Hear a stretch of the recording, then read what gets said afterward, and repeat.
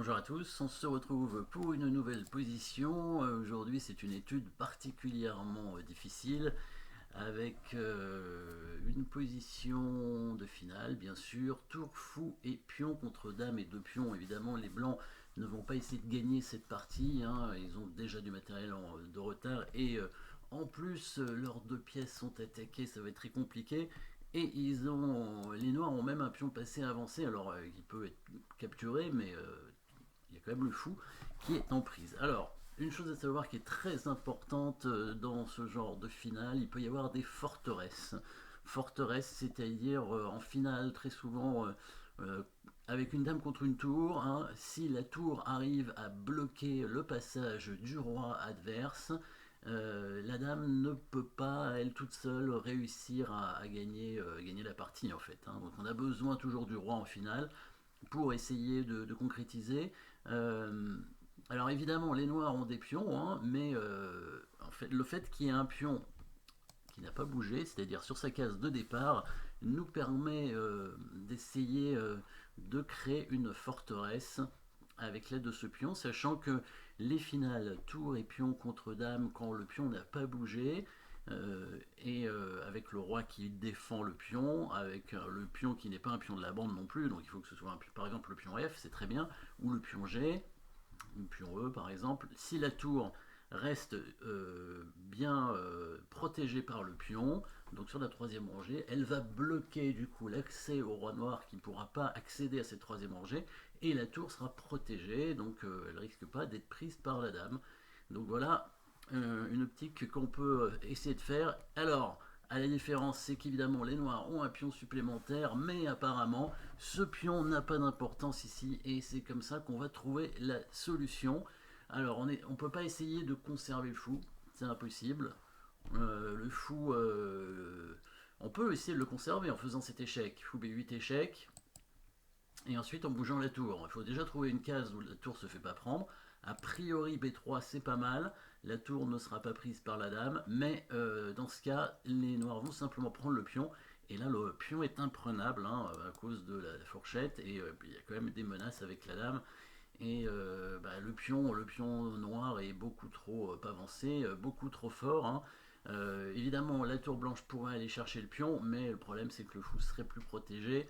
Évidemment, si on n'a plus de pion, hein, tour contre dame, les finales roi tour contre roi dame est perdu. Le premier coup est très compliqué, mais peut-être avez-vous compris ce qu'il fallait faire. Donc le but c'est d'aller prendre donc le pion des noirs, hein, le pion G3 avec la tour, pour ne pas avoir à bouger le pion F, hein, parce qu'il est sur sa case de départ, et on laisse le fou, tant pis. Donc voilà, on y va avec la tour, et la bonne case, c'est la case en B3. Voilà, je vous montre le début parce que c'est quand même assez compliqué. Tour B3, est-ce qu'on peut appeler ça un coup forcé?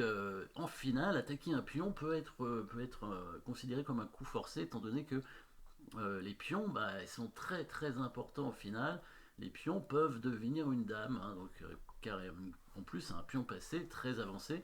Donc le fait d'avancer ce pion, d'attaquer ce pion, c'est un peu comme attaquer une dame. Surtout que si on pense déjà à l'idée de la forteresse, eh ben, on peut considérer que c'est vraiment un coup forcé. Si par exemple les noirs prennent le fou ici, voilà. L'idée c'est de prendre ce pion évidemment avec la tour.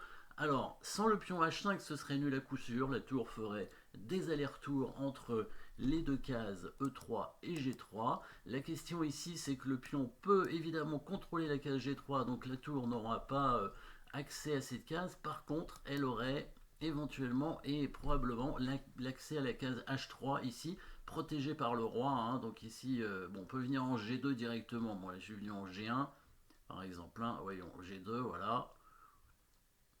Coup d'attente avec le roi, on peut faire un coup d'attente avec la tour aussi. Voilà, le pion qui avance, on peut aller en H3, et le roi qui vient en G2. Ici, défendant sa tour, si la dame fait échec, le roi maintenant vient en H2. La dame noire ne peut pas à la fois faire échec et attaquer le pion ici en F2, hein, ce qui obligerait évidemment le roi à choisir soit la case G1, soit la case H2, hein, sur l'échec, ou bien le pion qui avance, qui est très mauvais aussi, puisque le pion doit rester obligatoirement sur sa case de départ, sinon on ne peut pas faire nul. Voilà, et ici, dans cette finale, il y a bien une forteresse, la dame ne passe pas. Et si les noirs font un coup d'attente, c'est la tour qui va bouger et le pion n'avancera pas non plus. Hein. Le roi et la tour seront toujours là pour l'empêcher de passer. Le roi va rester en G2 ou en H2 et la tour va rester en E3 et non et en H3. Donc intéressant à savoir ici, c'est une forteresse, mais les noirs sont malins évidemment et ne vont pas prendre le fou. Ils ont compris l'idée des blancs et ils vont défendre leur pion. Alors évidemment la finale tour fou contre dame est nulle bien sûr, mais s'il y a des pions qui peuvent aller à dame, évidemment ce sera plus compliqué pour les blancs. Donc le pion avance en H4, voilà le bon coup ici, la tour ne peut pas prendre le pion. Là par contre le fou va tenter de s'échapper et va essayer de prendre les pions. Donc échec, coup forcé, bien évidemment. Le roi bouge et deuxième coup forcé ici. Alors c'est pas un échec cette fois, mais c'est bien un coup forcé comme on a dit en finale. Attaquer un pion ou prise d'un pion est un coup forcé. Fou prend pion, bien joué. Et là cette fois, s'il prend le fou, on obtiendrait la forteresse connue, cette fois vraiment théorique, avec la tour qui fait des allers-retours entre ces deux cases, hein, la case E3 et la case G3. Le roi noir ne passe pas, la dame ne peut rien faire pour déloger le roi blanc de la défense du pion, et la tour sera toujours protégée. Voilà le but des blancs. Mais les noirs sont malins, qu'est-ce qu'ils vont faire? Regardez, échec. Évidemment, coup forcé. Le roi n'a pas le choix, est obligé d'aller ici pour éviter de perdre la tour quand même. Hein, si évidemment sur le coup roi E2 et on viendrait faire échec avec la dame en A2 et la tour serait perdue. Et évidemment là c'est gagnant pour les noirs. Hein, dame contre fou, même un pion c'est pas suffisant. Il n'y a aucune forteresse dans ces cas-là. Le roi vient G2. Ici pareil, si le fou est pris, tout va bien, les blancs arrivent à faire leur forteresse, mais les noirs vont tenter encore des coups forcés. Le pion qui avance sur échec. Et les blancs sont obligés de le prendre, hein, parce que sur roi H2, il y aurait directement la menace de mat pratiquement imparable. Oui, c'est sûr, elle est imparable. Il y a quelques échecs pour les blancs, mais ça ne va pas durer très longtemps. Et la dame noire pourra mater assez rapidement. Et c'est toujours pareil, si le roi part de son trou, la tour est perdue très rapidement. Dame D1 et dame prend B3 qui arrive. Donc bien sûr, les blancs prennent le pion, pas le choix. Les noirs vont tenter de bloquer le roi avec leur dame et leur roi quand même. Alors la dame n'est pas toute seule, il y a quand même le roi noir qui est un petit peu à côté, un petit échec. Le fou est obligé d'aller en H2, pas le choix. Un échec avec la dame ici, les noirs qui veulent espérer, qui espèrent gagner la tour. Donc par exemple ici, si le roi blanc vient en H4, il y aurait la case en C4 pour la dame qui permettrait évidemment aux noirs de gagner la tour et donc de gagner la finale. Hein, comme je disais tout à l'heure, dame contre fou et pion, c'est toujours gagnant. Le roi est obligé d'aller en G3 et là les noirs vont faire l'attaque double hein, en essayant d'empêcher un maximum d'échecs de la tour blanche.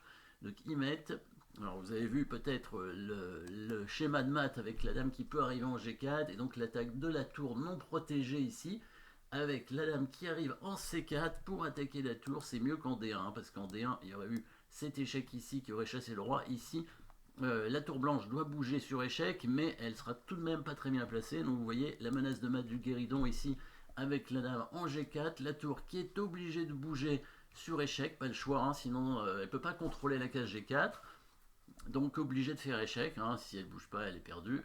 Le roi reste évidemment pour menacer le mat, ici, et donc l'idée des noirs ici, c'est bien donc soit de faire mat, soit de gagner la tour. Donc la tour peut pas bouger, sinon c'est mat. Et si le roi bouge, la dame va clouer la tour, bien sûr. Voilà, c'est l'idée. La tour est clouée, la tour ne peut pas bouger, le roi ne peut pas revenir en G3 pour déclouer sa tour, sinon c'est mat. Et au prochain coup, le roi noir va attaquer la tour en se mettant en G4 et la tour est perdue. Donc voilà l'idée des noirs ici, mais les blancs sont extrêmement malins. Peut-être que là vous pouvez voir la fin de cette étude. On a vu une belle introduction de 8 coups déjà, hein. C'est pour ça que c'était quand même assez compliqué. Hein. Déjà il fallait connaître l'idée de la forteresse avec la tour et puis trouver les coups noirs hein, qui étaient quand même pas évidents, hein, qui permettent de créer une attaque sur le roi blanc et de gagner la tour à la fin. Oui, oui, en fait, j'ai dit fou et pion contre dame, ça gagne toujours, mais là, ça va être la seule exception peut-être, la seule exception, vous allez voir, ça va être un blocage évidemment des pièces. Les blancs vont s'auto-bloquer leurs pièces, et oui, il va y avoir un pat. Regardez le coup de fou en G1, le fou qui va se bloquer lui-même. La dame va arriver pour prendre la tour, échec, le roi vient en H2, et oui, et quand la dame prend la tour, les blancs ne peuvent plus bouger, donc peut-être la seule position avec fou et pion. Alors, avec un pion évidemment qui n'est pas à une case de fer dame, parce que moi ça m'est arrivé quand même de. Même dans une partie, je me souviens, mon adversaire il avait un pion à une case de fer dame, avec le fou qui protège les cases de promotion, et là on peut, avec le roi à côté qui défendait son pion, et il n'y avait rien à faire pour gagner, parce qu'en plus c'était le bon pion, c'était le pion de la colonne du fou, le pion F, hein, comme vous savez.